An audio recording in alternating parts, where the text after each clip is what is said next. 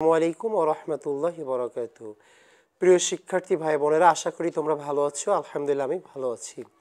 আজকে তোমাদের সামনে যে বিষয়টি নিয়ে আমি আলোচনা করব সেটা হচ্ছে জীববিজ্ঞানের দ্বিতীয় অধ্যায়।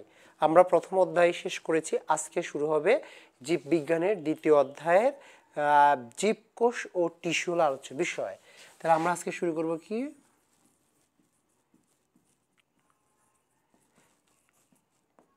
জীববিজ্ঞান দ্বিতীয় অধ্যায়।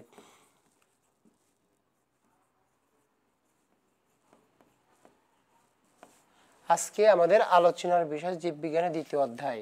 আলোচনার বিষয় হচ্ছে কি জীবকোষ।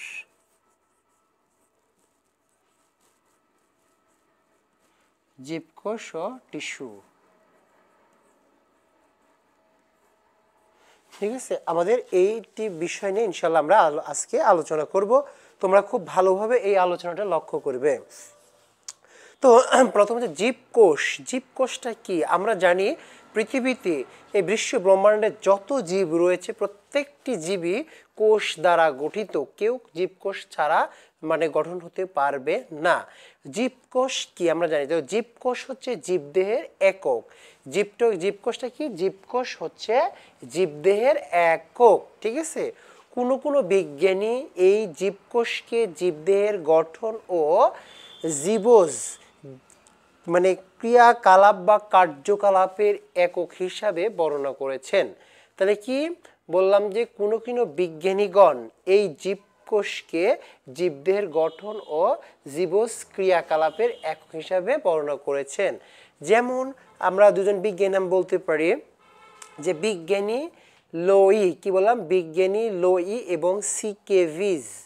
বিজ্ঞানী লোই এবং সি কেভিজ, এই দুইজন লোই, বিজ্ঞানী লোই ও হলো সি কেভিজ। কত সালে তারা? 1969 সালে। আমরা জানি যে 1969 সালে এই সি কেভিজ এবং লোই 1969 সালে জীবের বৈষম্যভেদ্য পর্দা দিয়ে আবৃত এবং জীবজ ক্রিয়াকলাপের একক, যা অন্য সজীব মাধ্যম ছাড়াই কি করতে পারে, নিজের প্রতিরূপ সৃষ্টি করতে পারে, এমন সত্তাকে কোষ বলে আখ্যায়িত করেছেন। আবার কি বললাম, বিজ্ঞানী লোই এবং সি কেভিজ 1969 সালে বৈষম্যভেদ্য পর্দা দিয়ে আবৃত এবং জীবজ ক্রিয়াকলাপের একক, যা অন্য সজীব মাধ্যম ছাড়াই কি সম্পূর্ণ নিজে নিজে প্রতিরূপ সৃষ্টি করতে পারে, এমন কোষকে, এমন সত্তাকে কোষ বলেছেন বিজ্ঞানী লোই এবং সি কেভিজ। আমরা জানি এই নিউক্লিয়াসের গঠনের উপর ভিত্তি করে কোষকে দুই ভাগে ভাগ করা হয়।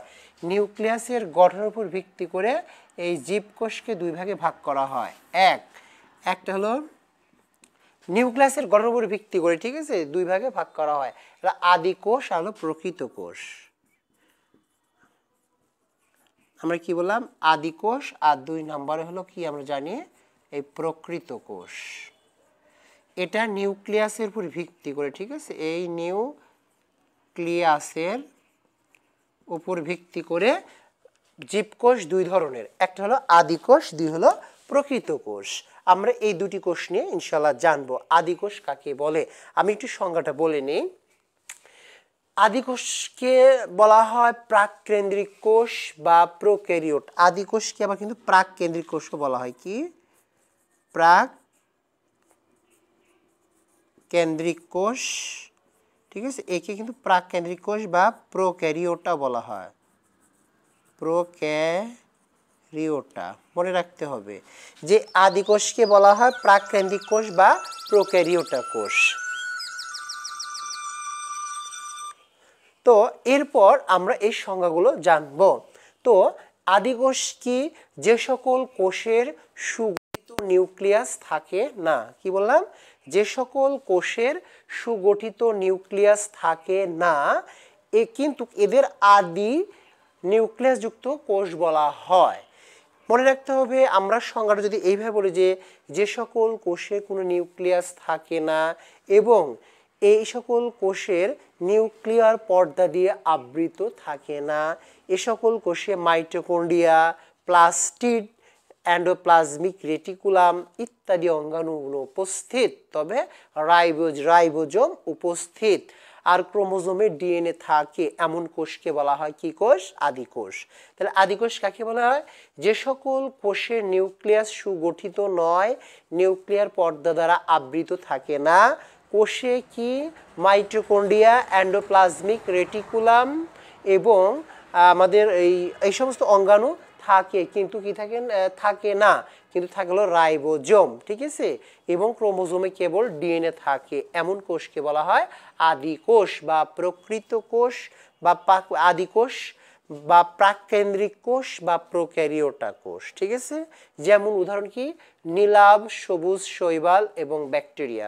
উদাহরণে কি বললাম? নীলাভ, সবুজ শৈবাল এবং ব্যাকটেরিয়া হলো এই ধরনের কোষের উদাহরণ। এবার আমরা পড়ব কি প্রকৃত কোষ কাকে বলে। খুব মনোযোগ রাখতে হবে। যে সকল কোষে নিউক্লিয়াস সুগঠিত থাকে এবং নিউক্লিয়ার পর্দা দ্বারা আবৃত থাকে, কোষে এই মাইটোকন্ড্রিয়া, এন্ডোপ্লাজমিক রেটিকুলাম ইত্যাদি অঙ্গাণু উপস্থিত থাকে, ঠিক আছে, তাকে বলা হচ্ছে কি প্রকৃত কোষ। মনে থাকবে, তাকে বলা হচ্ছে কি প্রকৃত কোষ। প্রকৃত কোষ আবার দুই ধরনের, আমাদের মনে রাখতে হবে। এই প্রকৃত কোষ কয় ধরনের? দুই ধরনের। একটা কি দেহকোষ আর জনন কোষ।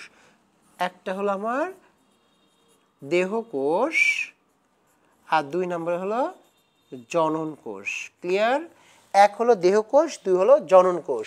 দেহকোষের সংজ্ঞাটা কি একটু আমরা জানবো।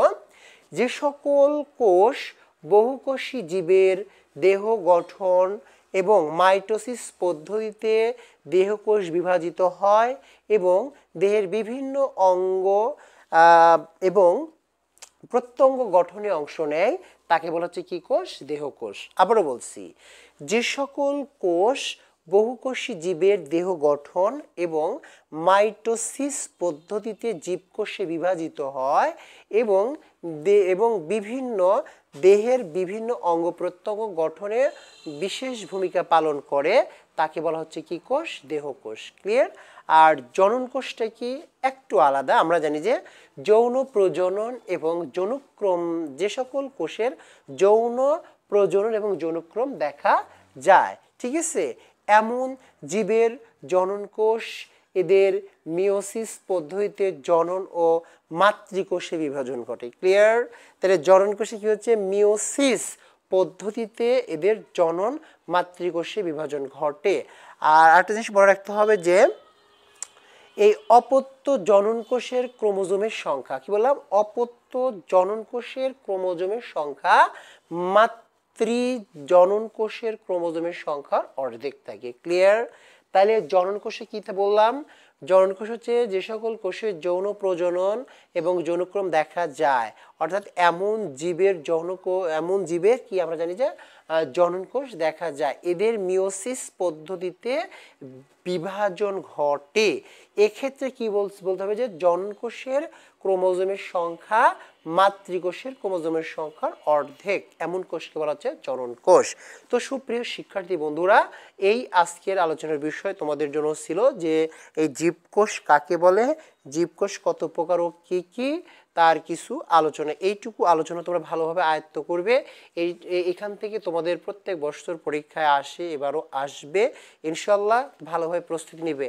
আর এই পরবর্তী তোমাদের সামনে এটার উপর ভিত্তি করে আরও অনেক বেশি এবং বৃহৎ গুরুত্বপূর্ণ আলোচনা নিয়ে আসবো। সেই পর্যন্ত সবাই ভালো থাকো, সুস্থ থাকো। সবাইকে আন্তরিক অভিনন্দন ও সালাম। আসসালামু আলাইকুম।